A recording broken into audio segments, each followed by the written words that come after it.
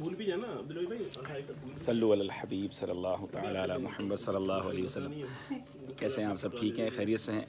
अल्हम्दुलिल्लाह। हम इस वक्त कराची एयरपोर्ट पर हैं और नबी पाक अलैहिस्सलाम ने ख़ास करम फरमाया और सूए मदीना रवानगी है।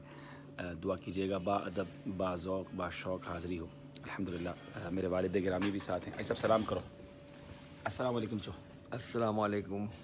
माशाअल्लाह हमारे वालिद साहब भी साथ हैं। दुआ कीजिएगा अल्लाह हमें बरकत नसीब फरमाए। अल्हम्दुलिल्लाह क़िबला मुफ्ती कासिम साहब भी साथ हैं। कुछ देर बाद हो सकता है कि उनसे भी आपकी बात कराएंगे इंशाअल्लाह।